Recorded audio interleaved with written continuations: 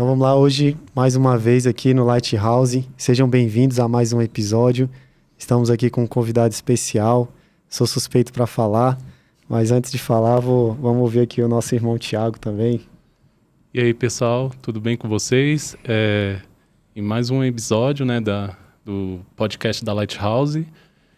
Você que ainda não é inscrito, né, que a gente não fala muito, Daniel, mas a gente está precisando muito que você possa se inscrever, né, no nosso canal, curtir e compartilhar, beleza?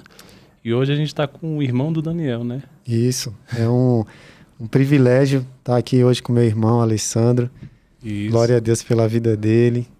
E eu sei que vai ser uma bênção. Como o Thiago falou, curte esse vídeo, compartilhe, se inscreva tanto no YouTube quanto no Instagram. Você vai estar fazendo com que mais pessoas sejam alcançadas através de uma palavra, de uma ministração. E são testemunhos que vão edificar as nossas vidas. Então hoje nós estamos aqui com o Alessandro. E aí, Alessandro? Boa tarde, gente. Bom demais estar aqui. É uma honra, uma alegria estar com vocês aqui para a gente trocar ideia. Bom demais. E aí, Alessandro? A primeira pergunta, né? Já vou na primeira. Já é lei essa pergunta. Como é que começou a sua caminhada cristã, né? Você já nasceu num berço evangélico, numa família cristã, ou foi ao contrário, que nem eu? Não, a resposta seria básica e simples, mas tem todo um contexto. Eu nasci num lar cristão. Sim. Porque nos anos iniciais, muito novinho, meus pais já se converteram. E minhas memórias, que eu tenho lembrança, já caminhando para a igreja evangélica, indo para a igreja, para os cultos, participando. Ou seja, eu me considero que eu nasci num lar cristão. Evangélico. Sim. E aí você teve toda a sua infância lá, né? Eu tenho algumas memórias também, mas não vamos falar sobre mim, é sobre você. Não, eu falei porque tem muita história, é o caçula, né? Sim. Mas o que é que mais marcou, assim, alguns episódios que marcaram a sua infância, assim? O contexto principal, talvez o que mais pesa, é o contexto econômico. Nós vivíamos uma fase conturbada economicamente, falo nível de economia de país. O contexto de família também era muito complicado. Privações mesmo. Falta, muitas vezes, dificuldade. E lembro sempre meu pai lutando, trabalhando, e a gente fomos criados em chácara, né? E a vida na roça não é fácil. A vida de produtor rural, de agrônomo, de colono, alguns estados chamam colono. É uma vida boa, assim, tem as qualidades, mas é difícil. E nessa dificuldade de começo de um local, eu diria um assentamento, não nos tempos atuais, mas uma terra bruta, recém-entregue, onde a gente foi morar. A gente foi se criar, ou seja, de recursos da terra mesmo, a gente tinha quase nada. Nem água. Até a água era de cisterna. Cisterna que eu falo, aquela que você tem que puxar a corda com um balde para pegar água. E eu lembro que meu pai trabalhava fora e ele precisava encher os baldes para ir trabalhar, que era a água que minha mãe ia usar durante o dia, para cozinhar, para a gente beber, para tomar banho e tal. E detalhe, a gente falando assim, parece que é sem preconceito, mas parece que é lá no Nordeste, longe. Mas não, Brasília, Distrito Federal, vem ali em Braslândia, zona rural de Braslândia. Então foi nesse contexto que eu fui criado, de dificuldades. Mas eu não falo com pesar, não. Isso nos ajudou a formar, eu e meus irmãos, minha família, eu falo que nós somos guerreiros e somos raízes criados na dificuldade e graças a Deus tínhamos o conhecimento de Cristo, da fé, falo da religião, que nós íamos para a igreja todo dia, todo culto e orávamos e igreja tradicional, as irmãs do coque, a consagração, e a consagração, para quem não entende, é um culto pela manhã onde você fica em jejum até um certo horário, e ora de joelho, canta os hinos da harpa, e ali você pede a Deus e se alegra, sente a presença do Espírito Santo. Foi nesse contexto que eu fui criado. Isso foi muito importante. Eu falo que a falta, as privações, fez sonhar, fez a gente querer buscar algo melhor para o futuro.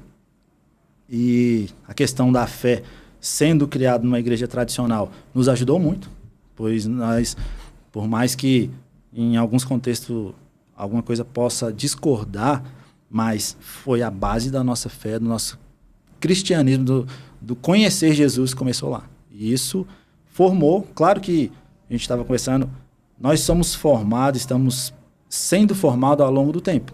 A gente nunca sabe tudo e a gente precisa ter humildade e para aprender. Em todas as situações a gente aprende alguma coisa. Na falta a gente aprende, na luta a gente aprende, a nossa fé é fortalecida, nós nos fortalecemos, nos amadurecemos como cristãos, como pessoas e sabemos que Deus está no controle. E tem um episódio legal de uma provisão, falo de alimento mesmo. Quero compartilhar, posso compartilhar? Claro. Teve um dia que a gente estava preparando para um almoço. Só que o almoço estava contado. Era o que tinha ali. E acabou que chegou uma família para almoçar. Uma outra família, uns amigos chegaram para almoçar. E não tinha mais arroz. Não tinha mais arroz. Hoje, num contexto assim, com nossa atualidade, para muitas pessoas isso cara, como é que não tem arroz? É porque quem não teve a falta não sabe o valor que é ter um alimento. E não tinha mais arroz. E minha mãe ali, disfarçando, matou uma galinha. Tinha uma galinha, matou uma galinha. Só que não ia ter arroz. De repente, chega um vizinho de longe, de uma outra chácara, com meia saca de arroz. Foi levar, porque em algum tempo ele pegou emprestado e a gente nem lembrava mais, e ele foi devolver o arroz. Aí a gente vê a provisão de Deus. O agir de Deus. E ali os visitantes nem sabiam o que estava acontecendo e teve um almoço. Sim, o cuidado, né? O cuidado de Deus nos detalhes. Sim. Pode. A gente vê assim porque nós é tão irmão que até o celular caiu aqui no chão. Igual, né? Mas o que acontece? Eu me lembro vagamente desse episódio porque você foi o pioneiro, né? Vamos dizer assim, dos filhos. Então, assim, eu tenho certeza que ele passou muito mais mais velho? É, o irmão mais velho. velho. Ah, passou muito mais perrengue que nós. Ele foi desbravando o caminho, né? Meu pai era militar, então era bem assim, firme também. E então eu já peguei um coração do meu pai bem mais quebrantado. Tinha gasto energia com os outros. Mas assim, uma curiosidade assim, né? Porque eu tinha vocês para brincar, né? Então assim, brincava, brigava, mas tinha meus irmãos. Você, como é que foi essa sua infância assim, relacionada a outros assim no seu contexto? Tá, antes de responder aí, voltar aqui no início. Um abraço para minha esposa, para o Miguel, para a Helena, para a Bel e para o meu pai e para minha mãe, que lutaram, ralaram. Imagina, eu tô contando uma história, a minha versão como filho. Aí tu imagina um pai passar as privações e dificuldade vendo os filhos ali. Cara, deve ter sido muita barra. E são guerreiros. Glórias a Deus, louvo a Deus pela vida de vocês. Quanto à infância, a minha infância era... eu digo que foi muito boa mesmo, porque... voltando aqui, ó, uma coisa legal das consagrações, respondendo a tua pergunta, Daniel, eu tinha vontade de ter uma bicicleta. E, cara, uma bicicleta era caro, ainda é caro, e naquele tempo os recursos eram limitados. E eu lembro que talvez eu devia ter uns 7, 8 anos, e teve uma consagração e eu falei, e eu sabia que as pessoas oravam, pediam a Deus, faziam tipo um propósito ali, pedindo a Deus. E eu fiz um jejum e eu orei, e pedi a Deus uma bicicleta. Orei, jejuei e pedi a bicicleta. Aí, hoje, adulto, eu vejo alguns caminhos, mas eu, como criança, na pureza ali, orei e pedi. E eu ganhei uma bicicleta. O meu tio me deu uma bicicleta. Eu falo que hoje eu vejo as possibilidades, que talvez meu pai conversou com meu tio, mas enfim, eu ganhei uma bicicleta e foi uma resposta de oração para mim. Aquilo ali me deu uma primeira experiência com Deus. sim. Eu ganhei uma bicicleta. E detalhe, Era uma bicicleta única, pequena, para todos os filhos dos meus irmãos, né? Quer dizer, os meus irmãos, para a gente brincar. E, às vezes, ela durou anos. E, às vezes, a gente precisava sair. Aí, ela tinha garupa. E aí, eu pedalando, um na garupa e um no guidão. 3 numa bicicletinha. E detalhe, não é no asfalto da cidade. É nos trieiros de vaca, assim, ó, no meio de indo de uma propriedade para outra, de um vizinho para o outro. E, cara, foi muito divertido. Muito divertido minha infância. E tem outros episódios também. O Daniel deve lembrar. A gente ia para um lugar de rio, de riacho, onde tinha argila preta. E menino, né? Já viu. Falou, não, a gente é soldado do exército. Pintava de preto assim e tal. Se divertia. De graça a gente se divertia. Eram momentos felizes e sadio e bom demais. Foi muito boa a minha infância. Massa. Mas aí, nessa caminhada, Alessandro, você já tinha esse encontro com Deus ou foi com o tempo? Não, então, isso é a parte interessante. Só para vocês entenderem o contexto que eu fui criado em questão de religião e igreja. Sim. Sou de uma época que a igreja, uma igreja tradicional em Braslândia, Assembleia de Deus. E eu lembro, assim, a imagem perfeita na minha memória do local onde os irmãos colocavam o chapéu. Ou seja, era um costume da época usar chapéu. E entrava na igreja, tirava o chapéu, botava num porta-chapéu que tinha do lado da igreja. E detalhe muito legal que eu lembro é que no dia de ceia, Santa Ceia, era uma taça e quem vinha com a taça servindo, ele vinha com a taça e um paninho. A mesma taça todos os irmãos bebiam. Um bebia, ele passava o lencinho. O outro bebia, ele passava o lencinho. Isso aí eu não lembro, não. Cara, aí tu pensa agora, no contexto sanitário. Não caberia mais agora.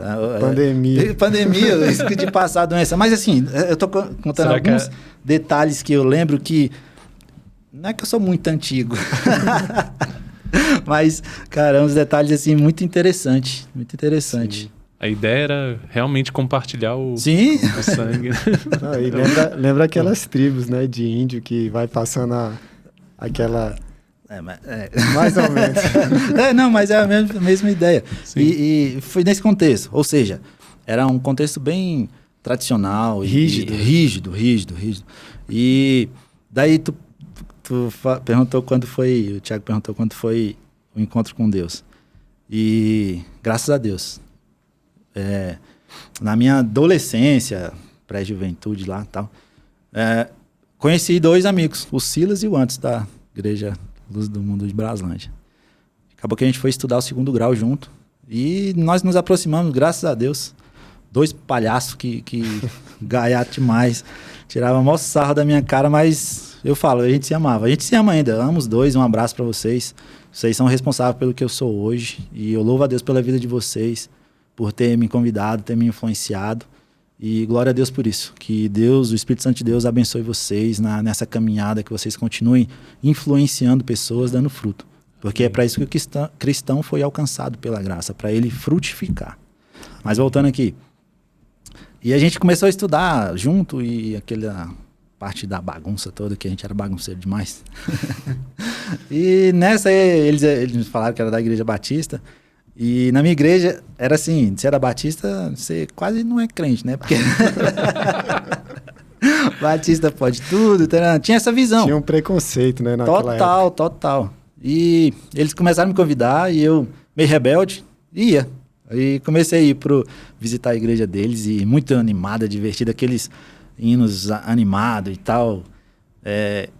Saí de uma igreja que era hino da harpa e fui para Batista, não saí, fui visitar e gostei demais e me senti em casa, acolhido, pessoal muito atencioso, carinhoso e comecei, não sair da Assembleia, mas todo final de semana eu estava com eles, os encontros, os acampamento, eu estava com eles e é interessante, Thiago, que num desses encontros, fui um ano no encontro profético da MCM. E na época quem é da antiga vai lembrar, do Ouvir e Crer, um grupo abençoado demais de Deus, que até hoje eu escuto os louvores dele e sou visitado pelo Espírito Santo. Era a benção. E eu fui um ano e vi a galera lá com as roupas que não era de crente, cabelo que não era de crente, e pintada, e as meninas pintadas, e aquela galera meio, assim, muita vontade, adorando e se derramando. E eu achava estranho, falei, não, isso não é Deus. Um ano. No segundo ano, mesma coisa. Eu ia, tava lá, gostava, era divertido, viajava, ia pra Goiânia, saí de Brasília pra Goiânia para participar do encontro, e muito bom. Terceiro ano, cara, isso não é normal. Isso não tem como não ser Deus, esse mover inteiro. E eu lembro que a gente estava no estádio, acho que é Rio Vermelho, lá em Goiânia. E teve um momento de adoração, de louvor, e o fogo caindo, e eu comecei a dançar, e eu comecei... não tava nem aí para quem tava do meu lado. Comecei, eu e Deus ali. Em um momento que eu parei, tá lá o Silas e o Anderson olhando para mim e rindo, que eu dançava todo errado, que não tem coordenação motora, mas eu não queria nem saber para eles. Eu pode rir, continuei dançando. Rapaz, eu fui tomado pelo Espírito Santo de uma maneira tão maravilhosa que só quem já experimentou sabe. E eu falo que esse caminhar com esses dois aí, e essa oportunidade mudou minha vida. Foi o começo de uma mudança que tem acontecido até hoje. E eu vi o quanto Deus age de formas que a gente, às vezes, quer engessar, a gente quer botar uma linha, botar uns limites, e o nosso Deus não é assim. E, graças a Deus, esse amor me alcançou, e hoje eu não tenho mais preconceito, e eu falo, a minha esposa no começo, ela insistia para eu tirar a barba. E eu falo que, confessando aqui para vocês agora, a barba é um grito. A barba é um grito contra a religiosidade, e não tá numa cara limpa e num terno e gravato, um coração quebrantado, pode não estar. Amém. Não importa como você esteja, o que você está fazendo, como está seu coração é que importa. O quanto você tem de Deus, o quanto você está disposto a fazer para Deus, a servir, e sensível à voz dele. E isso muda tudo. Isso muda tudo. E só explicando depois um pouco mais da barba, como eu tenho muitas ações na rua e com moradores de rua, pessoa em situação vulneráveis, isso aqui abre portas. Isso abre portas e surpreende até as pessoas. E Deus tem feito a obra. Amém. É até uma forma de você quebrar, né, aqueles preconceitos que as pessoas possuem, né, daquele perfil, né, do religioso, vamos dizer assim. Sim. E uma coisa que eu achei interessante, Thiago, que eu quero ressaltar aqui, que nós também conhecemos o Silas, o Anderson, mandar também um abraço para eles, para essa galera toda aí, das antigueiras, que a importância dos jovens se conectar com pessoas assim, né? Então, assim, meu irmão totalmente num contexto ali de, vamos dizer assim, rural, outra vibe de religião, encontrou uns caras já num outro, vamos dizer assim, num outro nível, e mesmo assim eles conseguiram caminhar juntos e foram bênção um na vida dos outros, né? Sim. Então, assim, hoje o que a gente percebe é essa necessidade do jovem estar caminhando com pessoas que realmente querem influenciar para aquilo que é bom, para aquilo que é agradável ao Senhor, com as suas diversas formas de ser, de pensar, mas em algum momento eles estão conectados, né? Sim. E eu costumo falar, muita gente deixa de fazer, deixa de falar de Deus, falando assim, de levar o evangelho, por não seguir um padrão. E eu quero falar para você aqui que você não precisa seguir um padrão. Às vezes você exercendo seu trabalho ali com excelência, sendo um bom aluno, sendo um bom filho, você está evangelizando. Você está evangelizando. E voltando aqui, você não tem que seguir uma linha. Você só tem que ter a disponibilidade de fazer. Vai e faz. Igual, era colegas de escola, evangelizaram um crente, evangelizaram alguém que precisava passar de nível. E foi bênção na minha vida. Ou seja, você pode ser bênção na vida de outra pessoa sendo você mesmo. Não precisa imitar ninguém, não precisa ser igual a ninguém, não. Não se prenda a seguir um padrão. Nosso padrão é Cristo. Amém. É isso aí. E por ser meu irmão, eu tenho liberdade para falar, tá bonitão aí com essa barba. Quem sabe um dia a minha fica assim. Ó, vou te falar, eu já tentei, mas não consegui não. Tem que ter todo um cuidado, né? Então... E outra coisa também interessante, Daniel, é tipo assim, independente da idade, né? Eles eram jovens, né? Já caminhavam com Deus e falou assim, não, vem aqui, Alessandro, vamos, né? Vamos andar junto, vamos, né, ir pro acampamento. Ele estava comentando do Acalme, né? Sim, um Acalme. Um acampamento que a gente tem de família no carnaval, né? Que é um acampamento assim, cara, é aquele momento de comunhão, momento da palavra, né? Sim. Que é importante, né? E detalhe, só voltando aqui. Eu falei do Silas e o Anderson, é porque a gente estudava junto. Mas tinha muito mais ali, uma galera muito maior que são bênção até hoje. Um abraço para vocês, da minha época. Não, e assim... tem esses acalmes, os acampamentos, tem um encontro profético, até hoje acontece, eu também fui algumas vezes, e esses eventos marcam as nossas vidas. Sim.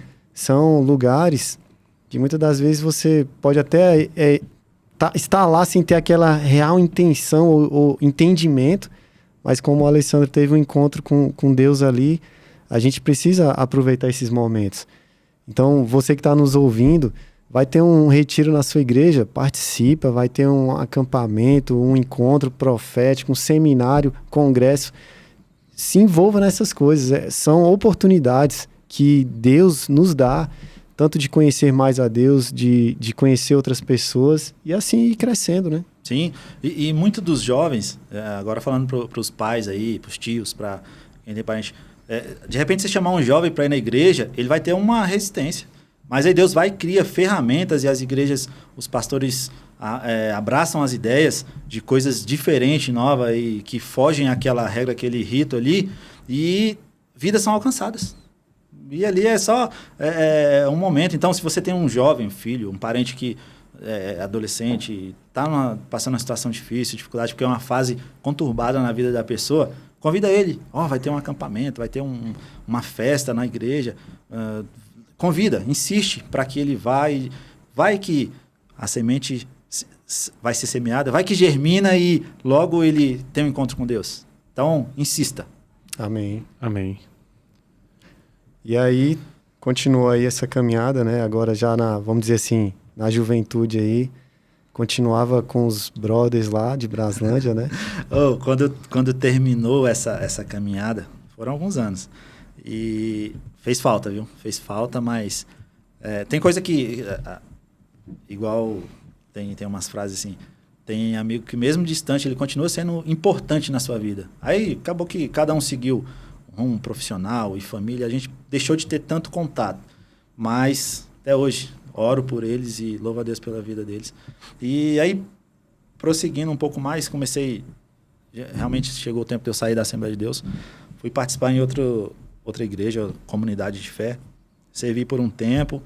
E a gente vai aprendendo, né? A gente continua estudando, aprendendo. E agora eu vou dar um salto. Conheci outras pessoas. E uma dessas pessoas que eu conheci chama Ricardo, pastor Ricardo.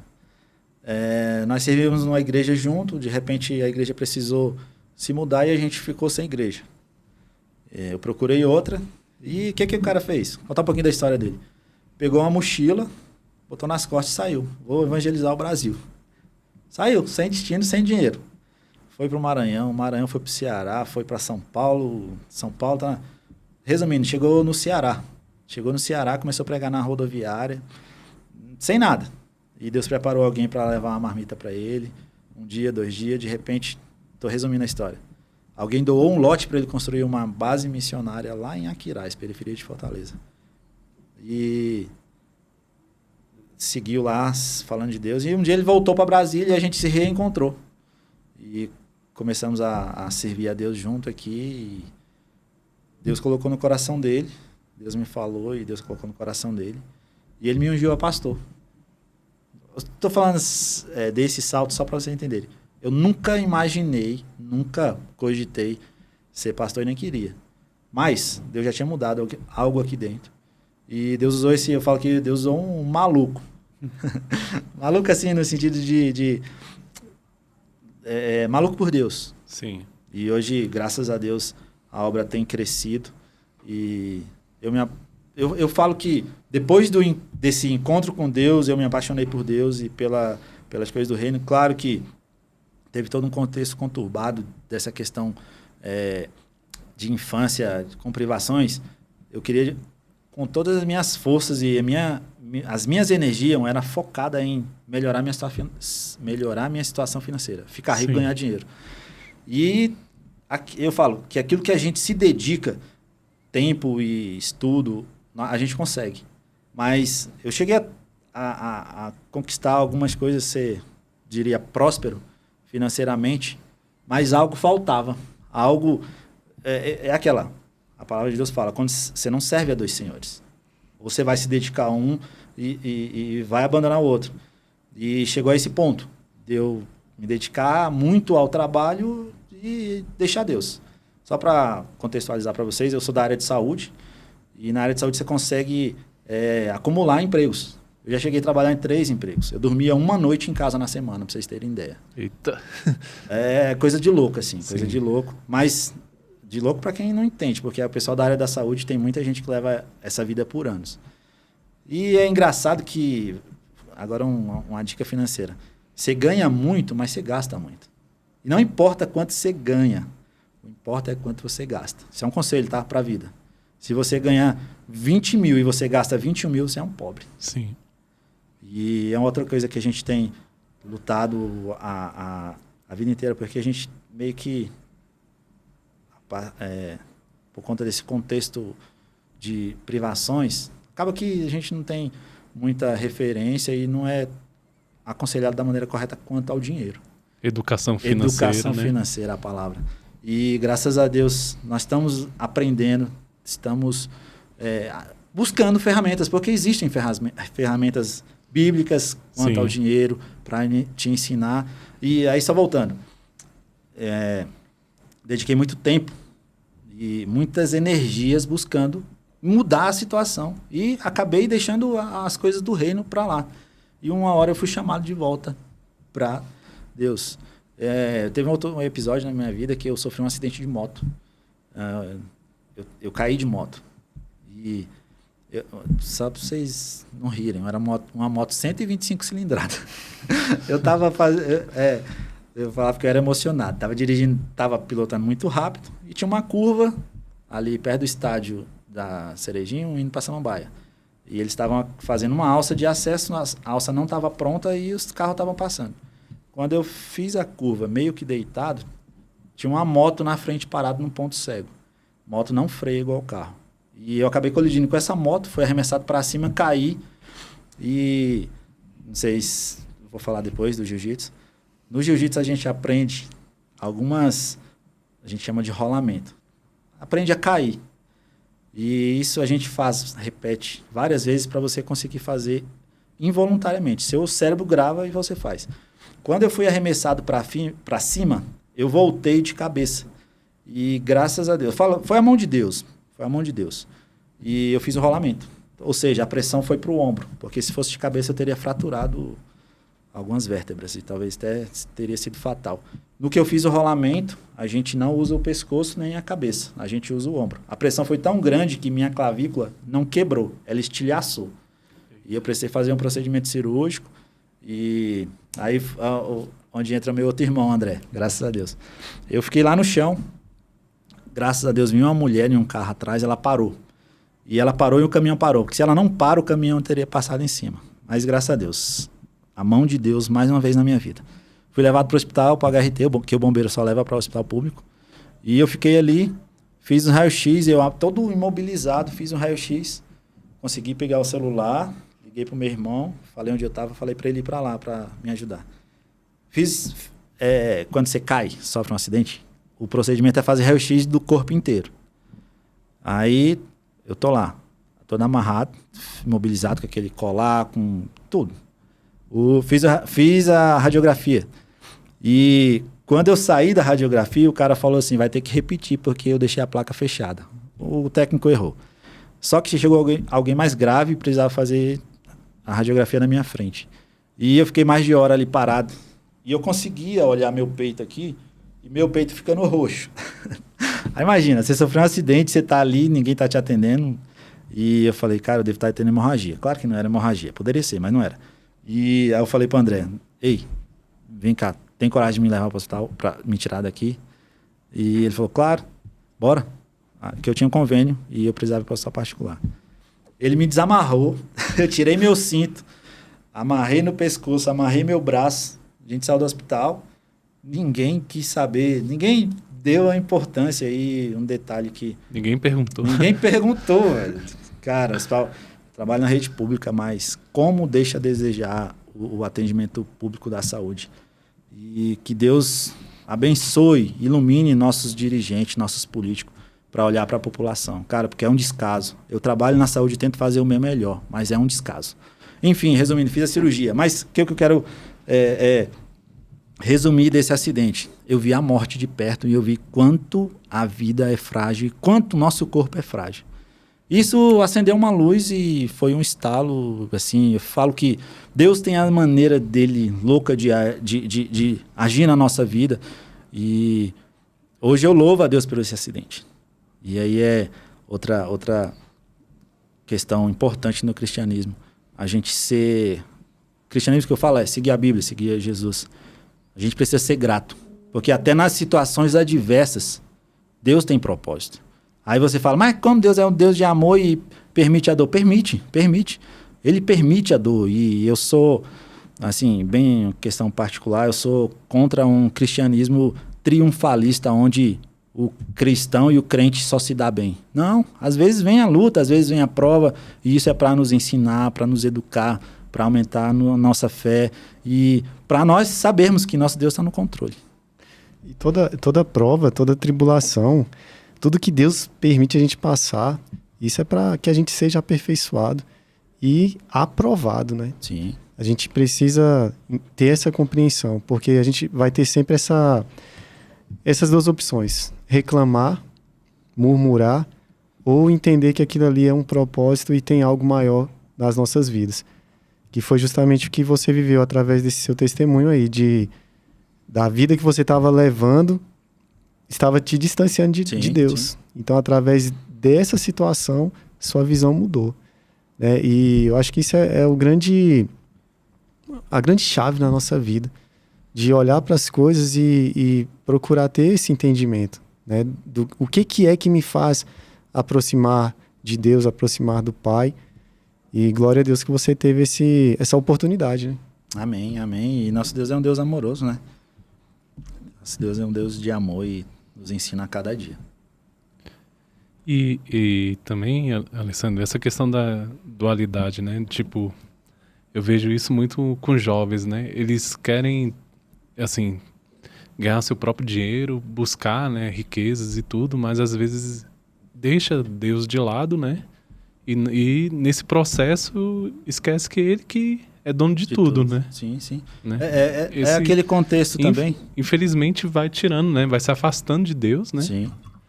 E isso pode te levar para um caminho sem volta, né? Sim. Tiago, o nosso contexto, a nossa sociedade, meio que força o ser humano a ser isso. A ser consumista, capitalista e muitas vezes mede a pessoa pelo que ela tem. Sim. E ela é incentivada constantemente a ter, a conquistar, e a felicidade não está nisso. E quem não tem esse entendimento acha que não é feliz porque ainda não tem alguma coisa, não é feliz porque não conquistou alguma coisa, e acaba que direciona a energia toda para isso. E igual você falou, acaba deixando Deus, que é o mais importante, para trás. E hoje também com a internet, né? Porque eles veem os influenciadores, tô aqui no carrão, né? Tô na lancha, viajando, achando que é mil maravilhas, né? Mas às vezes a gente não sabe como é que tá a pessoa lá, né? Sim. Do outro lado, né? Ou às vezes a pessoa só alugou aquele carrão, né? Pra mostrar, tirar foto, né? É igual na nossa época de criança. O que você quer ser quando crescer? Piloto de avião, policial, bombeiro. Aí pergunta pra criança hoje, o que você quer ser? YouTuber. Nunca imaginamos que isso seria uma profissão, porque veem eles, um em 1 milhão, faz sucesso, ganha muito dinheiro, aí acaba influenciando muitas pessoas e as crianças querem ser youtuber. Meu Deus. Não, Não, nada contra, mas, Sim. cara, tem muito mais do que isso para ser conquistado, para ser aprendido e para ser vivido. E a gente está nesse contexto de constante evolução. Tudo está evoluindo o tempo inteiro, né? E como é que você avalia, assim, Alessandro, essa sua... voltado para a igreja, essa transição que você foi vivendo ao longo dos anos? Como que está hoje o seu contexto, assim, em comunidade, de fé? Amém. Tá. O contexto hoje. Tá. É interessante. Deixa eu só falar uma questão antes. Que é importante. Minha vida não foi sempre na igreja e buscando. Houve um momento que eu tive fora. E eu falo que, como eu falei, às vezes você quer buscar tudo, quer tudo, e quando você tem, e você sente que aquilo ali não é tudo. E teve um momento que eu estava longe, distante, e eu falei para Deus, aqui tá bom, no meu momento particular, aqui tá bom, eu não tenho forças para sair. E eu quero que o Senhor mude essa situação para que eu saia, para que eu consiga sair daqui, porque eu sozinho não consigo. E Ele mudou. Deus mudou tudo assim, ó. Deus mudou e eu voltei. Eu não estou falando que desse dia para cá eu não tive mais dificuldade, porque tive dificuldades, problemas, mas Deus preparou tudo, Deus mudou tudo. E o meu contexto atual, voltando ao que você perguntou, específica a tua pergunta, meu contexto atual é cuidar de gente hoje. O que Deus fez arder aqui dentro é amor por vidas. Evangelismo de rua, cuidar dos órfãos e das viúvas. E meio que Deus vai encaminhando, que a gente vai conhecendo pessoas e as pessoas... Parece que quem tem a mesma a ideia e vai se juntando, a gente vai conhecendo pessoas. E hoje a gente é eu diria uma rede de pessoas que se ajudam mutuamente. Casas de recuperação, orfanatos, casas para idosos, como se fosse uma casa de recuperação para pessoas com deficiência psiquiátrica que estão em situação de rua, que a gente nem imagina que existe. Hoje eu tenho a oportunidade de ajudar, não que eu seja rico, mas é que, graças a Deus, Deus prepara pessoas para me ofertar, para me abençoar com doações, e essas pessoas são alcançadas. São situações bem particulares e mais estranhas que a gente... E eu falo assim, do começo da história, nós passamos privações. Hoje, Deus flui de uma maneira tão linda que eu consigo ajudar pessoas que passam privações. Sim. Falta um gás, uma ajuda no aluguel, uma ajuda na passagem para a mãe visitar um preso que está na Papuda. E é assim, porque eu acho que... Eu creio muito naquilo. Deus te curou nessa área, você vai fluir nela. Você pode ser exemplo, pode ajudar. Igual eu passar necessidade, hoje eu ajudo pessoas. E Deus é lindo. E outra coisa também é você ter a empatia, né? Porque você passou por isso, né? Sim. Não tanto, né? Dependendo da situação, mas por ter passado por privações, você...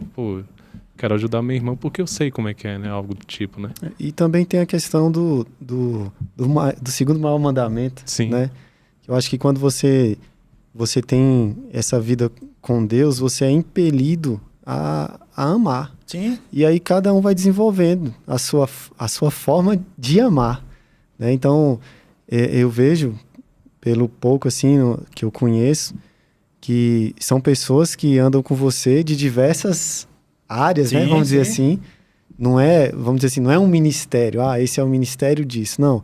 É uma pessoa que tem isso no coração ardendo, como você falou, que se junta com você e aí vai vindo outros e vocês vão desenvolvendo esse... É legal, tu falou isso aí.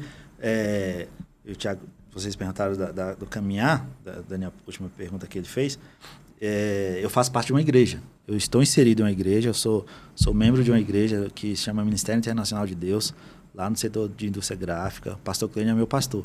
Mas como o Daniel falou, eu faço parte de um grupo muito maior, onde vários ministérios estão juntos numa mesma causa. E tem pessoas que nem são da igreja que abençoou, que ajuda a manter isso. E a gente alcança muito mais pessoas, muito mais vidas. Para vocês entenderem, existe um retiro para moradores de situação de rua que a gente faz anualmente. Eu não sou o principal, mas eu faço organizador, parte. Isso, né? eu não sou organizador, mas eu estou lá inserido e abençoo e glória a Deus. É bênção. A gente leva os moradores de rua, desculpa, a gente convida, é voluntário, vem um ônibus ou uma van, pega Taguatinga, onde for, leva para uma chácara, lá eles têm banho, roupa, corte de cabelo, comida durante 3 dias e palavra, dia e noite. Então eles têm um final de semana de pessoas normais. São valorizados como pessoa e são ensinados a palavra. E, cara, como depois de lá, na segunda-feira, domingo à noite, eles têm a opção de voltar para a rua, ir para uma casa de recuperação, ir para uma casa de algum membro que vai abrigar ele, ou a maioria prefere ir para uma casa de recuperação. Dali eles são encaminhados para tratamento de saúde, psiquiátrico, arrumar documentos ou emprego. Depende da vontade da pessoa, porque é tudo voluntário, não é nada impositivo. E eu nunca imaginei antes que existia algo desse tipo. Aí, o Daniel falou, cada um flui em uma área. Não estou aqui falando para todo mundo ir para a rua pegar um morador de rua. Não, nem faça, nem vá para a rua. Porque nem todos têm esse chamado e têm essa facilidade. E tem que ter toda uma técnica, um preparo para isso ser feito com excelência. Porque, na verdade, para quem não entende, não é só uma questão física e ali palpável, é uma questão espiritual. Sim. E até outra coisa, muitas das pessoas que a gente encontra são foragidos, são pessoas que têm alguma pendência na justiça ou um histórico, ou seja, tem um risco. Mas aí a gente lembra, né, de Jesus na cruz e o ladrão. Um se arrependeu, o outro zombou de Jesus. Ou seja, o amor de Cristo alcança até eles. E o que eu vejo de mais lindo e maravilhoso é que existe uma solução, existe uma esperança para todas as pessoas. Porque Deus amou o mundo de tal maneira, Deus amou todos. Né? Então, assim, tem um cara que está na droga, existe uma saída para ele. Tem um cara que está na prostituição, tem uma pessoa que está perdida, em situação de rua. Para todos, Deus tem uma mão. Porque nós somos os braços, as mãos de Deus nessa terra. Né? Então, assim, é muito lindo ver isso, porque eu tive a oportunidade de algumas vezes participar de eventos assim, e aquilo que é o menos valorizado pela sociedade, que é a escória, né? Que é o lixo, que ninguém quer por perto, existem pessoas que amam. Existem pessoas igual o Alessandro e essa galera que trabalha com ele, que estão se desenrolando aí para fazer alguma coisa para que essas pessoas sejam alcançadas pelo amor de Deus. Porque Deus não faz distinção, né? Deus, mais vale uma alma salva. Essa alma pode ser aquele que está lá na sarjeta, quanto aquele que está lá nos palácios. Para Deus não há acepção de pessoas, né? Eu lembrei aqui também, Daniel, teve um podcast com o pastor Wellington Costa, né? Que é missionário também. A gente comentou sobre a igreja invisível, né? Que é aquela igreja que cuida, né? Das pessoas que não tá aí, não tem uma placa, né? Igual você falou, é interessante, né? Várias igrejas se juntam, né? Pessoas, né? Onde tem um chamado específico, né? Sim. Essa é a graça de Deus, né? Tipo assim, Deus... Você a igreja toda não precisa, né? Ir lá, né? Claro, né? Se puder contribuir, puder ajudar, todos somos missionários. Mas existe uma igreja no Brasil, no mundo também, que cuida, que faz esse papel de ajudar os órfãos e as viúvas. Que ama, né, Que Thiago? ama, né? E o que eu acho interessante, Thiago, porque, por exemplo, você está aqui... Mas não tem essa visibilidade, entendeu? Você está aqui à frente do Lighthouse. Lighthouse é um campo missionário. Sim. Aí tem o pessoal lá que está cuidando dessa galera que está em situação de rua. Outro campo missionário. Tem a pastora Valquíria, que está lá na África. Amém. Entende? Então, assim, é muito lindo isso. E das pessoas que a gente tem ouvido aqui, Alessandro, tem vindo muitos jovens, pessoas bem jovens mesmo, que também desenvolvem projetos de outras formas. Sim. Então, quem está nos ouvindo, tem algo que você vai poder fazer parte e se sentir parte daquilo, né? Se sentir à vontade. Então, assim, Deus vai fazer o que o Alessandro falou, conectar a gente a pessoas que estão dispostas a desenvolver aquele propósito que o Senhor tem específico para cada um. Igual o Thiago falou, às vezes você não vai, mas apoie, ore para quem está indo. Você falou do Hélito e da Valquíria, é da minha época. Né? Deus, um abraço para eles. A gente boa demais. E é isso. E um dos nomes lá do nosso projeto é a Igreja Sem Parede. Ou seja, é na rua. Não tem. Que eu encontrei na internet sobre. Aí a Siri quer participar do podcast. E Alessandro, eu pensando aqui, se um jovem tem esse chamado, esse interesse, o que você sugerir, o que você poderia falar para ele, assim, como é que ele poderia trabalhar nessa área, né? Com morador de rua, por exemplo. Primeira coisa, procure alguém da sua igreja que desenvolve esse trabalho. Converse com a pessoa que desenvolve o trabalho, com o seu pastor, com o líder, e busque orientação. Com isso, ele vai te orientar, e se você vai para a rua, você precisa de não ter apenas uma palavra, você precisa de ter algo mais. Por exemplo, você vai pregar para um morador de rua, falar de Jesus para ele, Jesus te ama. Nem fala mais, porque ele vai falar, te ama também. Porque todo mundo já sabe disso, essa frase. Não tô desmerecendo essa frase, é muito importante. Porém, você tem que ter algo mais do que apenas uma palavra. Você precisa de ter uma linha, uma rede de apoio por trás. Por exemplo, conhecer uma casa de recuperação. E existem várias casas de recuperação em Brasília. Existem vários pastores que cuidam. E muitos não cobram nada. Ou seja, você vai conhecer uma casa de recuperação. Vai lá, visitar. Vai entender o que acontece lá dentro, qual é o contexto, como que funciona lá. Porque lá tem regras. Precisa ter regras. E depois de conhecer, segundo passo, né? Você vai saber. Tem vaga? Você recebe alguém? Se a gente... De repente, eu vou abordar alguém na rua. Aí o cara te pede um alimento. Beleza, você dá um alimento. E se o cara quiser se internar? Aí você precisa ter esse contato. Você precisa ter essa linha. Liga para o pastor lá da casa de recuperação. Pastor, tem condição de receber uma pessoa? Ele está querendo ir voluntariamente. Você vai levar. Aí você vai levar e você acabou o seu propósito? Não. Vai visitar ele uma vez por semana. Vai levar uma cesta básica. Aí você vai acompanhar, né? Para a instituição, para manter. Vai levar uma mistura, porque o que falta muito nas casas de recuperação é mistura. Arroz e feijão geralmente tem, mas uma carninha, um franguinho, não tem. Ou seja, você precisa aprender, você precisa procurar entender como funciona e vai e faça. Porque quando você começar, você vai saber quão é gratificante você cuidar de uma vida. Amém. Detalhe, quem faz esse serviço não pode ter pressa em resultados. Por que eu estou falando isso? Já conheci jovens que já foi 16 vezes internado numa casa de recuperação, saiu, teve recaída. Eu estou falando de que foi 16 vezes. E geralmente fica 6 meses na casa, 6, 9 meses, até 1 ano pode ficar lá. Imagina a pessoa ficar 16 vezes e voltar para a rua. É uma batalha muito grande. A dependência física, química e as amarras espirituais é todo um contexto. E eu estou falando isso aqui porque a gente chama até de... fugiu a palavra, mas o paciente de um usuário, de um dependente de droga, sofre quase tanto quanto ele que está lá na droga. Porque é triste para um pai, para uma mãe, saber que o filho está na rua, correndo risco de ser morto, traficantes, tem todo esse contexto aí. E então a família sofre demais.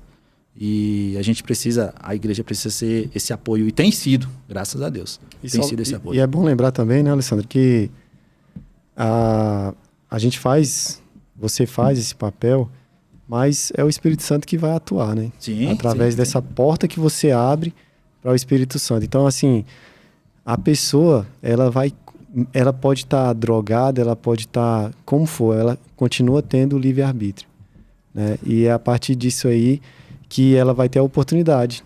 Das 16 vezes, talvez na 17ª, esse jovem vai... Ele vai. Né?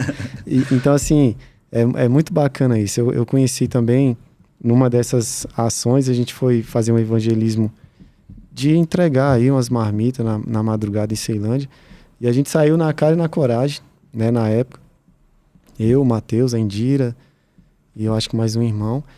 E a gente perdido, sem saber como fazer, mas fazendo. Aí veio um carro...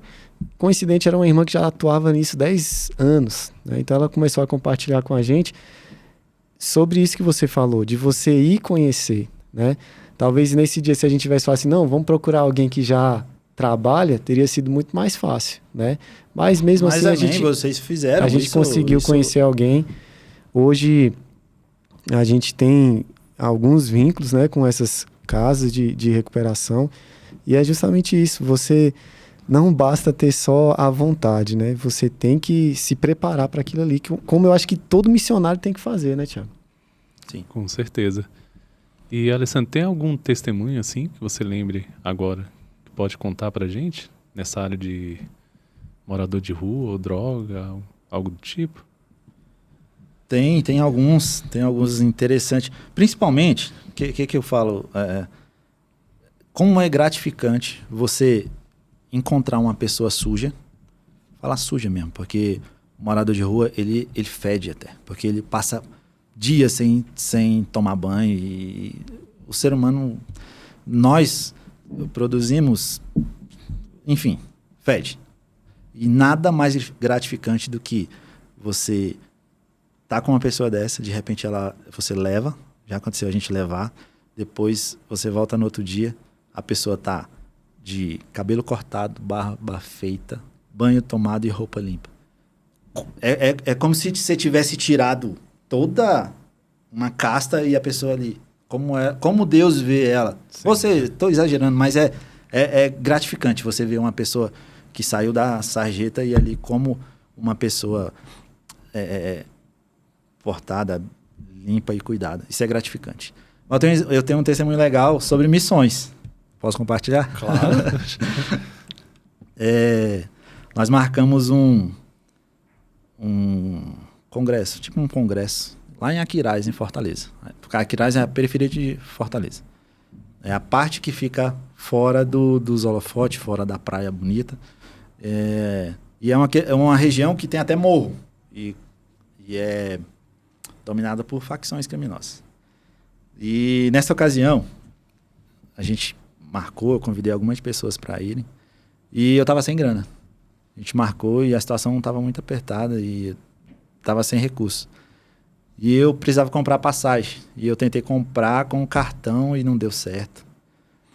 Deus preparou já na passagem, Deus já começou a agir. Uma irmã falou assim, não, eu vou te dar a passagem. E ela me deu a passagem de avião. E minha carteira estava vencida, carteira de motorista.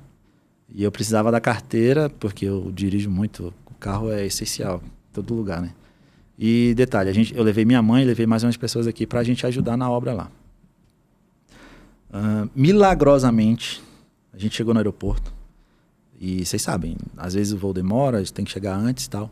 O que a gente tinha para comer? Biscoito, aqueles Fortaleza. A gente comendo biscoito Fortaleza. Quando a gente foi fazer o check-in, me acharam estranho, né? Por causa da barba, eu acho. E tava na época dos atentados e tal. Eu fui convidado. Hoje você não viajaria, né? Gentilmente, os seguranças chegaram para mim e, o senhor foi escolhido aleatoriamente para passar por uma revista minuciosa. Resumindo, eu fui levado para a salinha, ficaram todo mundo assustado que estava comigo da equipe, e eu fui para a salinha e me revistaram todo. Graças a Deus, eu estava indo fazer obra e fui liberado. Chegamos para o portão de embarque. Aí começa o agir de Deus. A minha intenção era chegar lá, a gente ir num hipermercado, atacadão, fazer compra, porque a situação não era fácil lá. Lá, para se ganhar dinheiro, é mais difícil que aqui em Brasília. Era periferia. E eu queria oferecer umas refeições durante esses dias para quem quisesse ficar na igreja e tal. E o dinheiro estava contado. Nós estávamos na fila para o embarque e a pessoa que organiza lá os guichês falou assim, ei, a gente está com overbook, acho que se pronuncia assim mesmo. E a gente precisa de um voluntário para embarcar amanhã. A empresa vai pagar, acho que na época era R$1.000, mais hotel e mais motorista para levar e buscar. Aí minha mãe estava com a gente, levantou a mão. R$1.000 na época, tem alguns anos isso. Era mais que as passagens juntas e... Enfim, era muita grana. Nós embarcamos, minha mãe foi pro hotel. No outro dia ela embarcou, chegou no dia seguinte. Ela recebeu R$1.000. Ela falou assim, 500 é para você. Aí eu falei, glória a Deus, já renovei minha carteira. Fomos para a missão. Nós fizemos refeições, fizemos café, almoço, janta, fizemos refeições. Conseguimos uma casa de temporada para a gente dormir, porque lá o pessoal dorme muito em rede e a gente que é daqui não relaxa muito na rede, né? Todo mundo dormiu em quartos, em cama, tranquilo, tomamos banho durante o período que estava lá. O congresso foi uma bênção, Deus agiu. Nós fomos para uma outra comunidade carente, fizemos uma festa para as crianças de lá, com almoço, com brinquedo, com doações, e foi lindo. No último dia, um dos irmãos que foram com a gente, que havia ido de São Paulo para lá, tinha uma irmã que tinha uma casa na beira da praia. Aí eu não conhecia muita coisa. Para quem conhece, quem não conhece, depois pesquisa aí. A casa em Cumbuco. Essa mulher, a dona da casa, brasileira, casou com um francês, morava na França. Tinha empregados na casa, tinha tudo. E ele falou assim, minha irmã vai deixar a gente passar um domingo lá na casa nessa casa. Arrumamos uma van. Primeiro ficamos pesquisar uma van. Quando nós falamos pro cara o que era, ele falou, não vou cobrar nada de vocês. O cara levou a gente de graça para esse local, era longe. Chegamos lá, pensa um presente de Deus. Um lugar, um condomínio, na beira da praia, nessa cidade de Cumbuco. Lindo, lindo, lindo, maravilhoso. Chegamos lá, tinha uma mesa gigante, porque os caseiros da casa eram evangélicos. E alguém falou para ele, os irmãos, os pastores vão vir para cá para passar o final de semana. A irmã tinha preparado um café da manhã pra gente. Frutas, pães, queijo, tudo. Eu falei, meu Deus, como Deus é lindo. A gente veio abençoar vidas, até me emociona isso. A gente veio para abençoar vidas, conseguimos abençoar, conseguimos comprar tudo que a gente queria, temos dinheiro sobrando e ganhamos um final de semana numa casa de luxo em Cumbuco. Glória a Deus. Deus é maravilhoso. Amém. Foram abençoar e receberam também a bênção, né? Glória a Deus. Teve mais. Uma parente da senhora que trabalhava na casa era desviada, se reconciliou.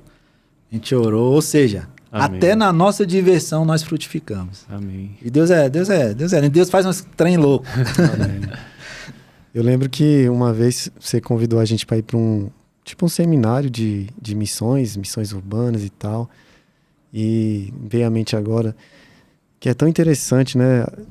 Existem pessoas que trabalham com aquelas pessoas que estão à margem, né? Então, assim, existem missionários que se, vamos dizer assim, especializaram para trabalhar com prostitutas, outros com homossexuais, outros, como você falou, de moradores de rua. Então, assim, eu acredito que são poucos, né? A seara é muito grande e ainda são poucos os ceifeiros, né? Sim, sim.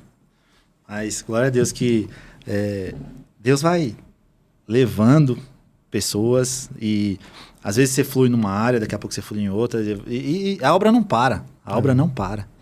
E a gente cuida, a gente é cuidado e esses momentos de comunhão com a igreja, na célula ou nos grupos pequenos, e a gente tem a oportunidade de se edificar mutuamente e crescer no reino. E eu costumo falar, ninguém caminha só. A gente precisa de parceiros, a gente precisa de pessoas para nos ajudar, para muitas vezes puxar a nossa orelha, porque o homem sozinho ele pode cair em fábulas, em enganos e se desviar na boa da intenção. Mas aí quando tem... A Bíblia fala, né? Melhor que caminhe em dois. Achando que tá certo, sim, né? Sim. E acaba fazendo errado. Isso. Mas é lindo saber esses testemunhos aí que você tem vivido, né?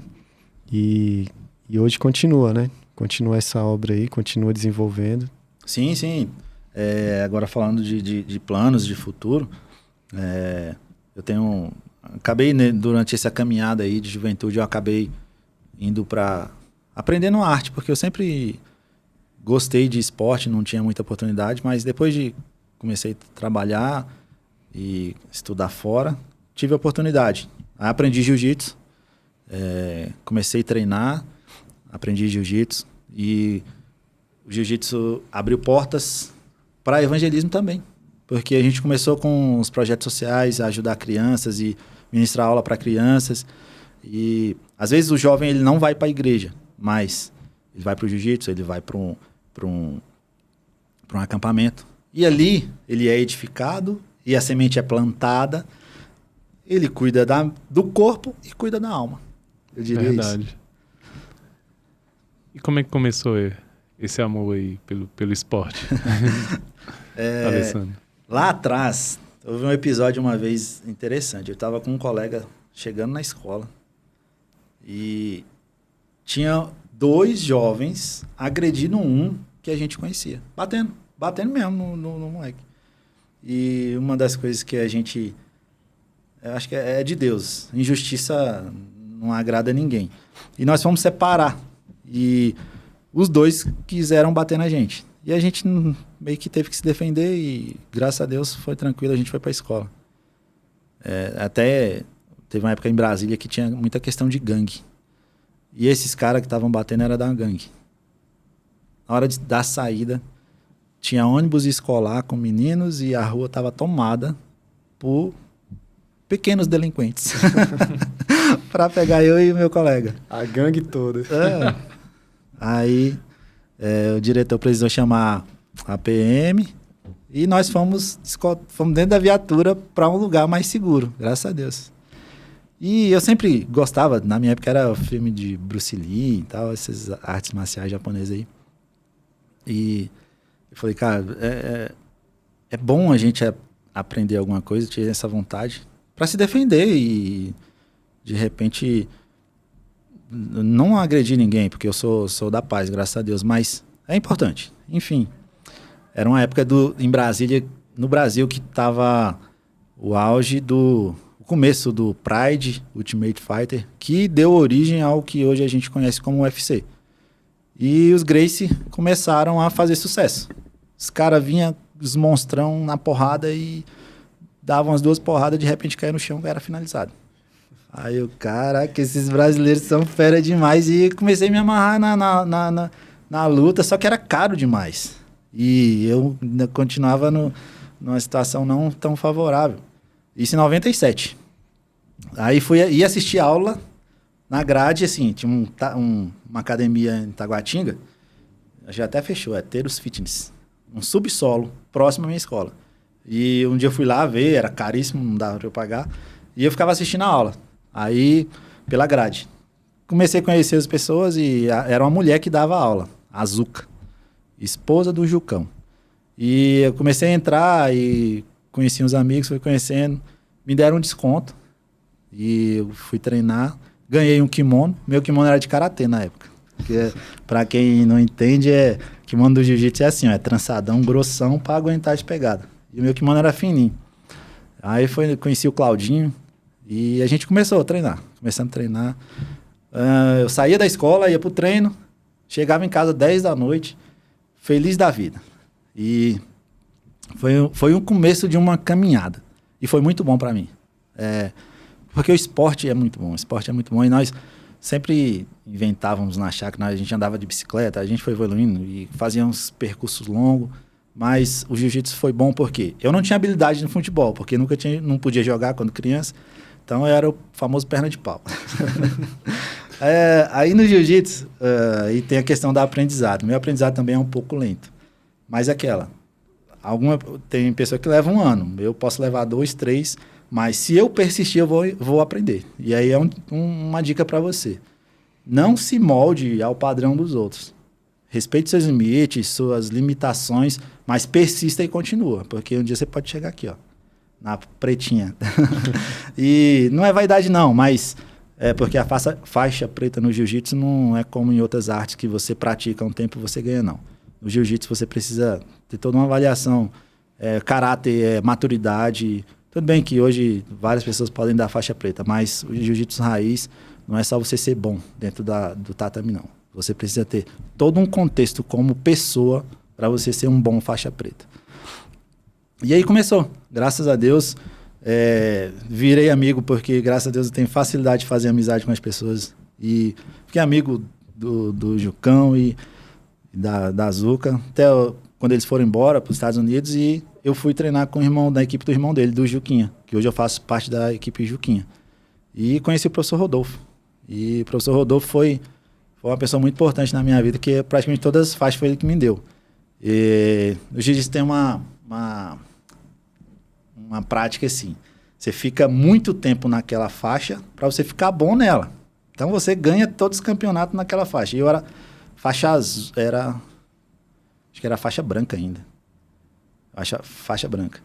E eu fui para um campeonato no Sesc da Ceilândia. E eu não tinha professor comigo, porque geralmente o professor tá aí. Nessa época o professor não foi, que estava numa outra luta.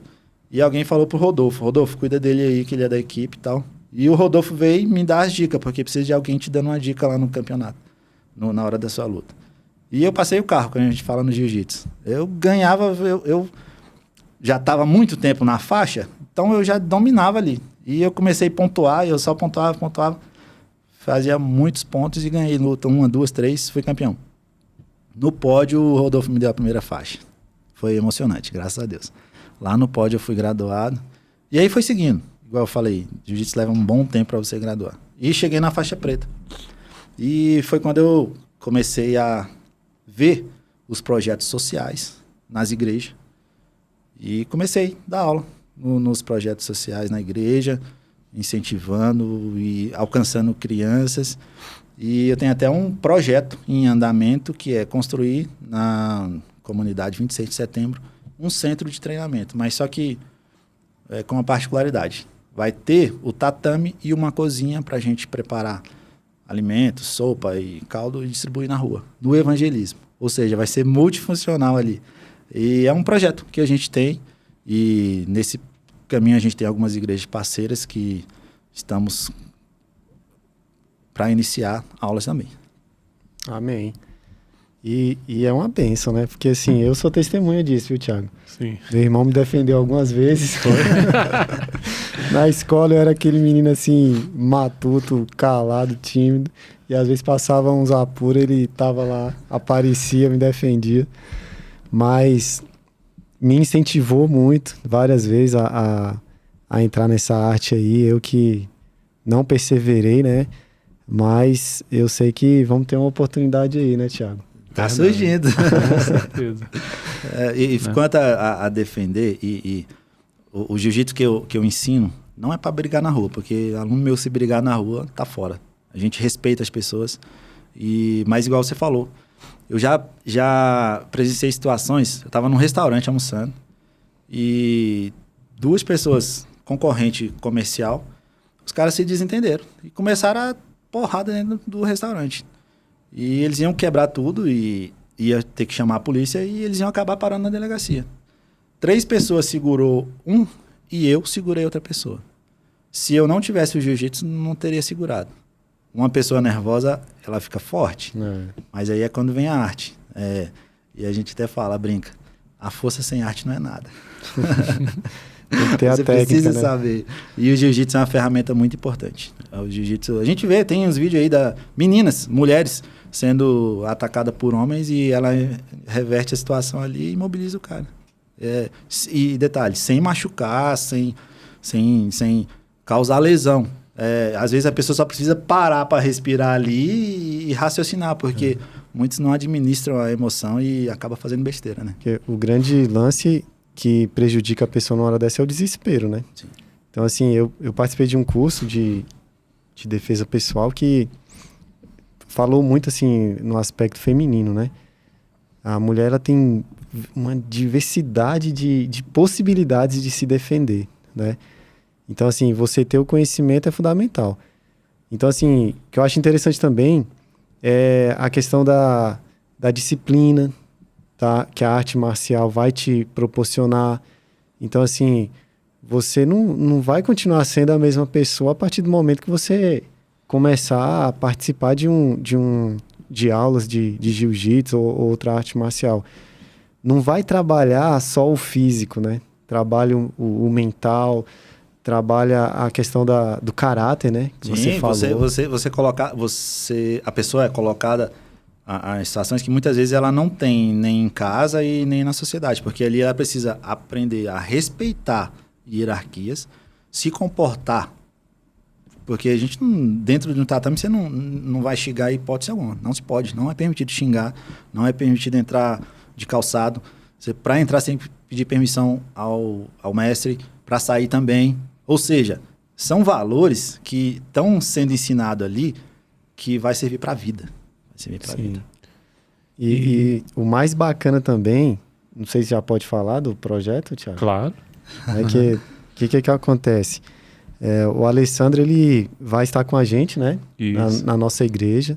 Vai estar apoiando, ministrando aulas lá de jiu-jitsu, né? Quero aqui também fazer um momento diferente aqui, né? Mateuzinho que teve essa ideia, né? Então, assim, agradecer a Deus pela vida do Mateus. Mas não deixa de ser um momento onde nós, como igreja, vamos poder estar sendo edificados mutuamente, né? E também a igreja está abrindo portas para outras pessoas de fora poderem participar com a gente. Então já deixar aqui, né, o incentivo para a galera estar com a gente. Encorajar, né? Isso. O pessoal para participar junto com a gente. Sim, e já aproveitando aí, algumas pessoas têm preconceito. Jiu-jitsu não precisa de luta, é violento. Nós vamos ensinar um jiu-jitsu onde você vai aprender a técnica, você vai ter um preparo condicional, você vai preparar seu corpo, você vai se divertir, gastar uma energia, e detalhe, com todo o respeito, todo o cuidado que deve ser. Nós não vamos preparar atleta para o UFC, não.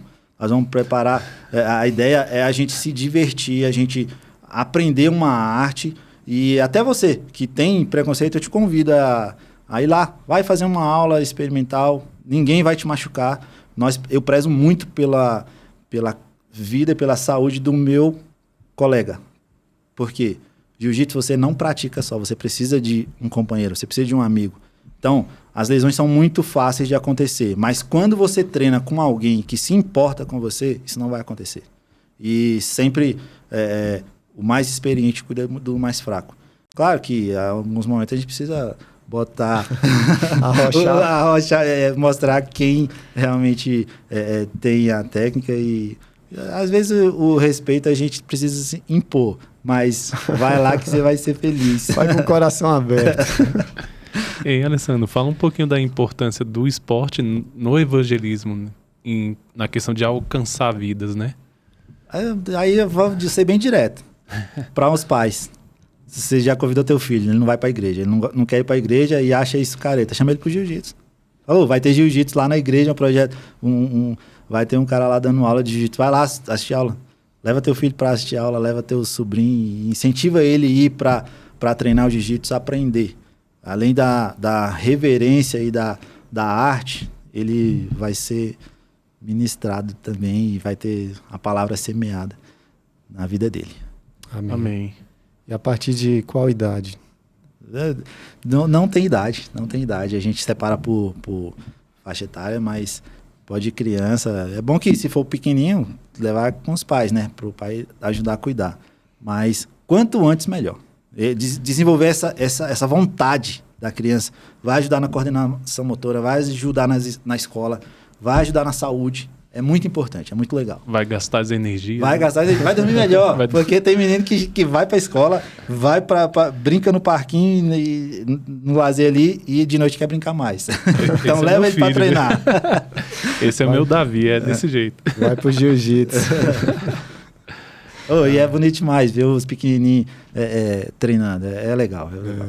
Vamos ver aí se a gente consegue outros, né? Eu já tô pensando aqui em levar o Bernardo. E com certeza tem outras crianças aí da faixa etária dele para eles estar treinando juntos, né? Sim. Com certeza. Mateuzinho vai estar lá. Certeza, filho. Mateus é o pai do projeto. E nessa área também, Alessandro, você tem algum testemunho, assim, de vida? alcançada, que você lembre também, que É, dá não, para compartilhar com a sim. gente? Esses jovens que não iam para a igreja, mas me respeitavam, orava comigo nas aulas e via no jiu-jitsu uma possibilidade de aprender algo e aprenderam. Eu acredito sim, muitos dos que estavam lá hoje estão em outros projetos. Tem alunos que já são professores em outros projetos sociais. Ou seja, é muito bom porque, igual eu falei, não tem a barreira, vamos para a igreja, não, vamos para o jiu-jitsu. Tem um conceito do jiu-jitsu, né, que fala alguma coisa suave. É a arte suave, a tradução seria arte suave.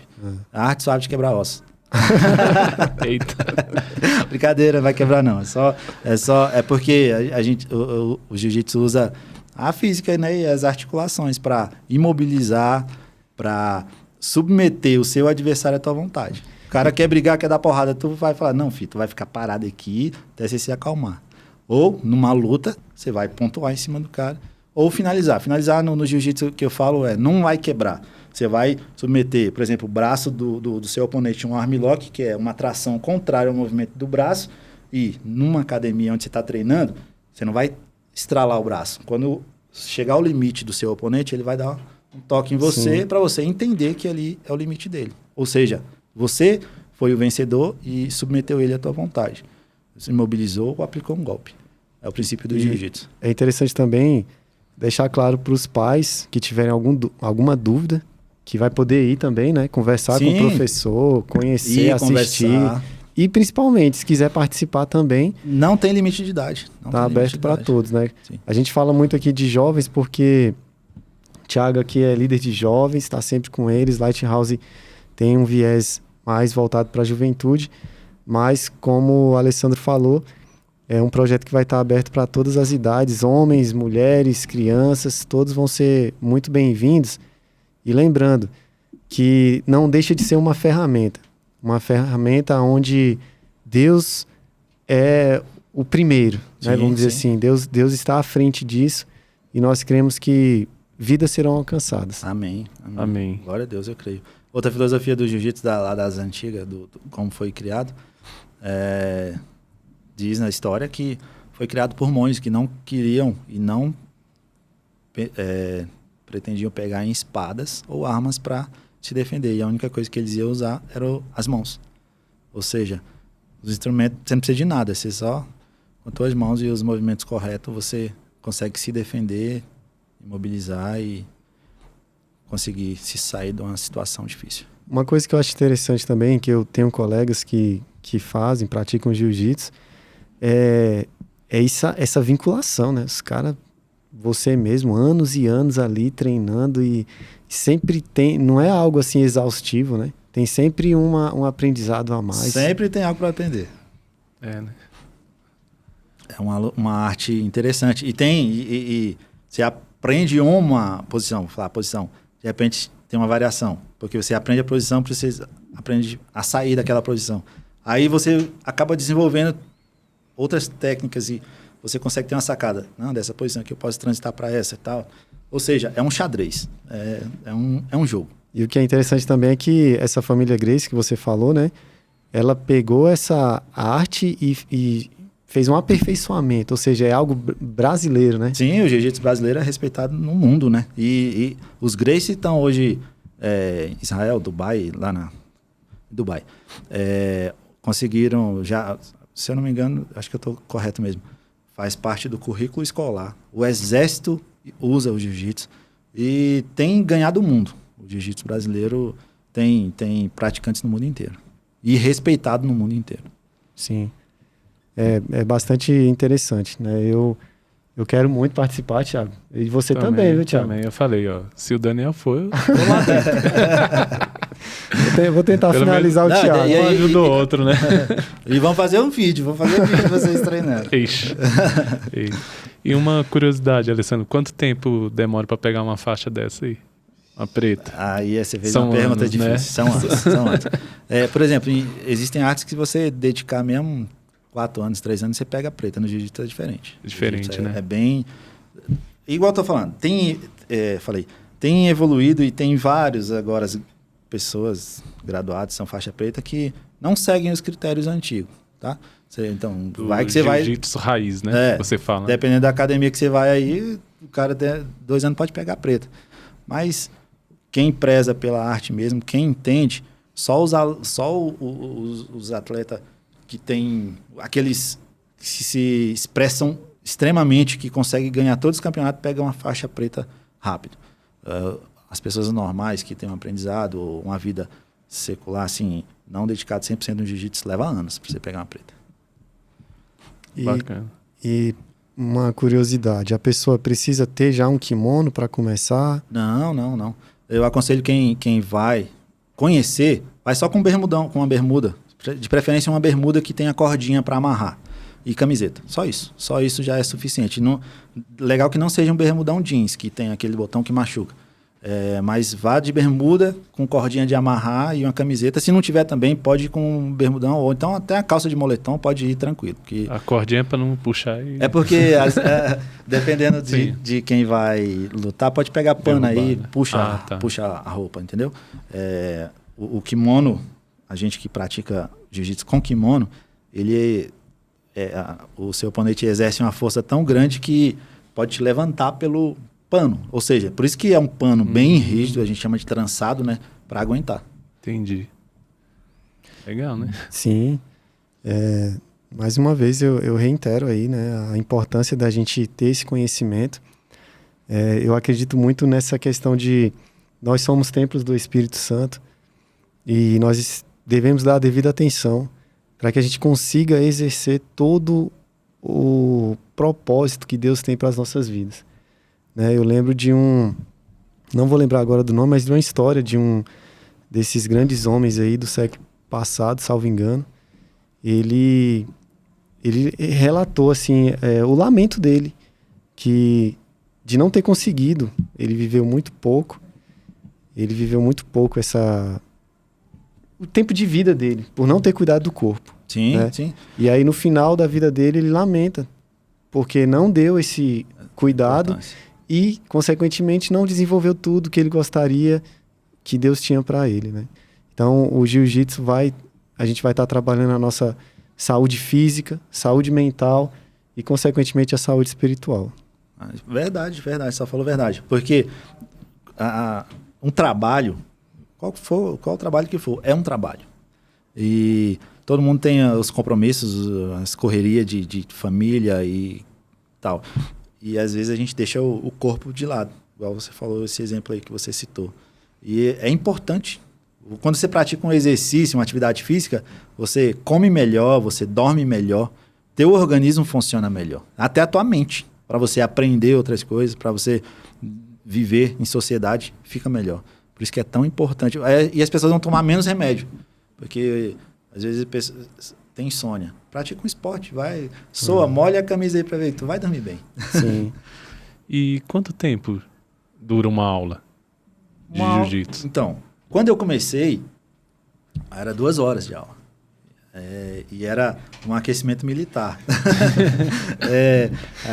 Eu chegava a perder 2 quilos. 3 mil polichinelo, 4 mil. Eu perdia 2 quilos em um treino. Em um treino, né? Porque eu transpiro muito.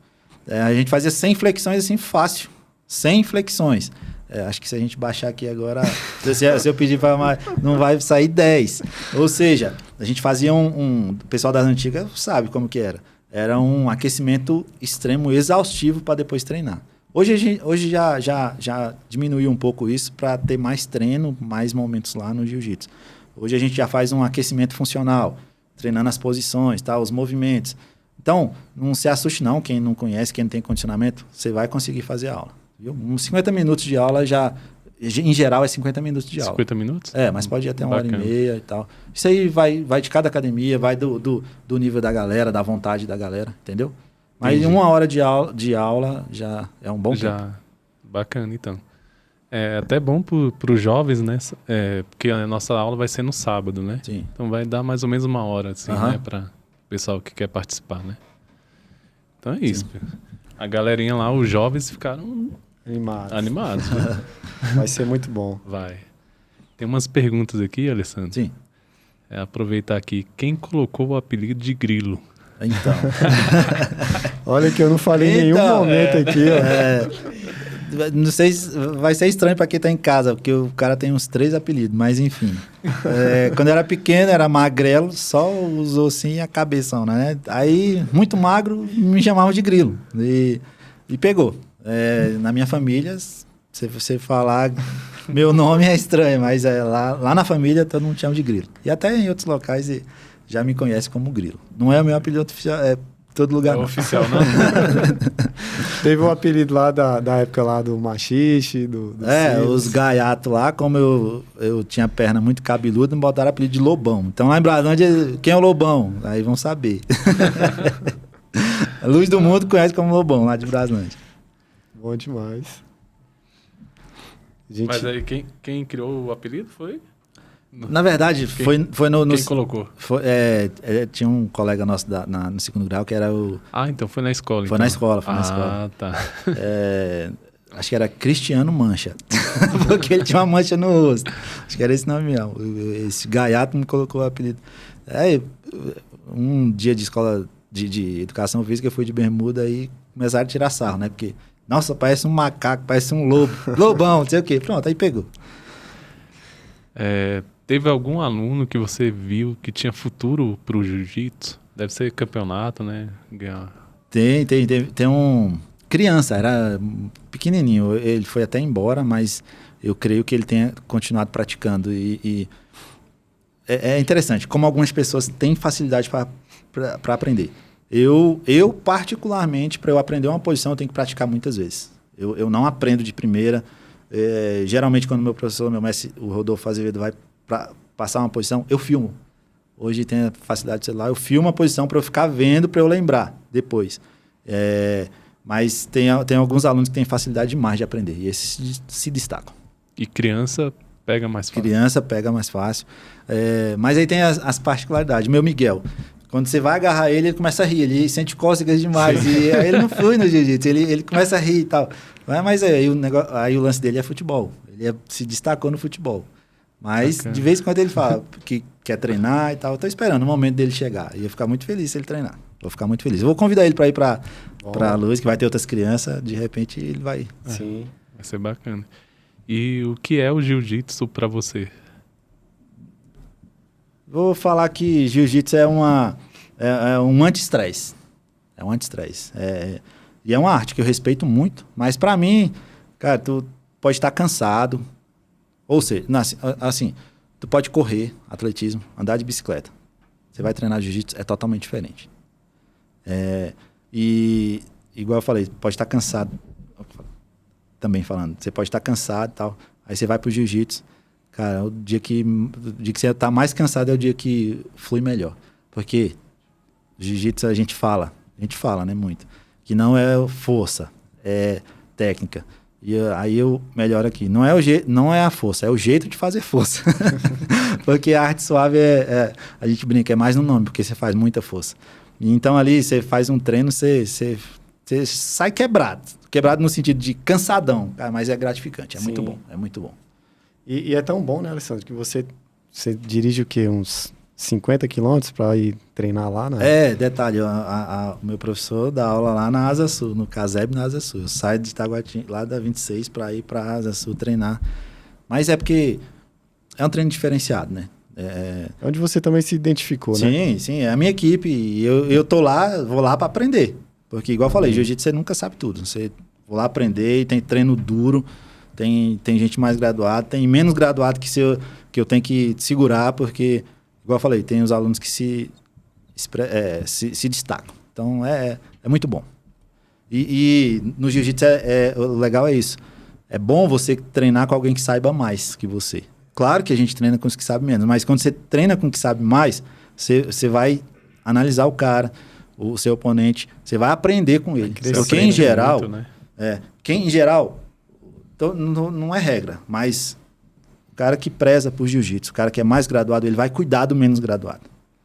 Ele não vai lesionar, não precisam ter medo disso. Vai ensinar. Vai ensinar. Então, e ele vai ter o jogo dele, a gente chama de jogo, ele tem as técnicas dele que vai te pegar.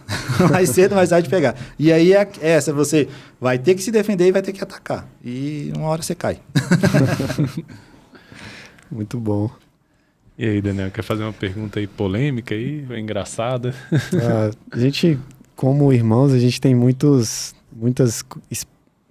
vivências aí, muita coisa engraçada, né? Eu me apaixonei pela bike por meio do Alessandro, né? O Foi? Alessandro Que legal. ele que abriu as portas lá pra gente lá em casa, né? Em vários aspectos, né? Em questão até mesmo de conhecer a Deus, eu lembro que ele ia para os shows com essa galera, né? Tinha muitos shows e a gente não ia, e ele começou a levar a gente. Então, assim, meu irmão foi bênção demais nas nossas vidas lá em casa, continua sendo um referencial, é um pastor, um homem de Deus, um mestre aí nas artes marciais. Então, assim, admiro muito, né, ele por essa perseverança, persistência aí que ele tem nessa caminhada. E assim, são várias histórias engraçadas, né, de estar juntos, uma coisa que eu nunca esqueço, uma vez ele me carregando na bicicleta, ou tava me empurrando, eu não lembro. Tava empurrando. Empurrando lá, e eu não sei o que aconteceu, que eu perdi o controle da bike, e nós dois se arrebentamos lá no asfalto. Eu tinha uma bike grande, na época não tinha tanta mountain bike, e essa bike tem uma história.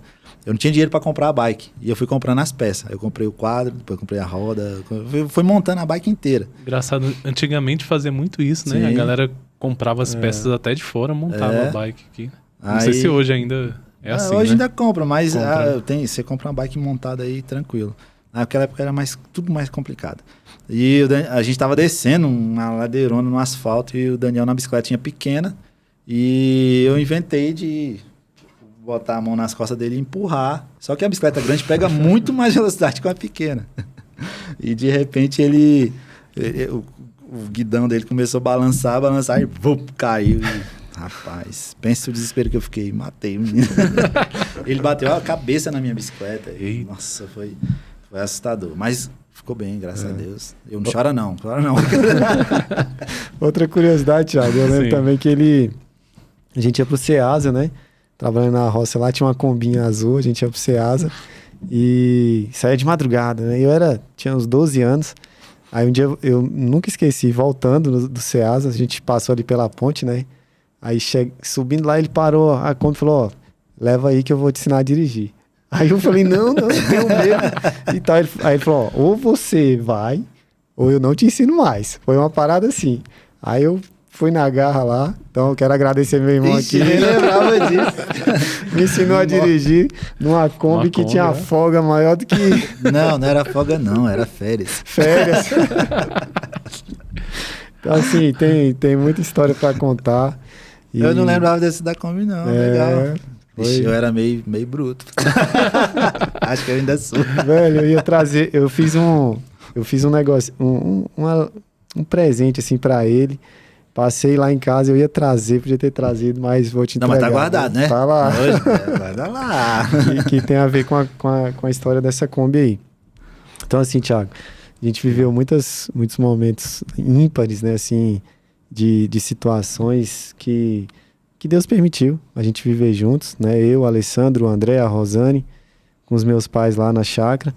E fico muito feliz de ver seu testemunho, Alessandro. Eu sei que tem muito mais coisas aí, muito mais de Deus, de tudo que você tem vivido.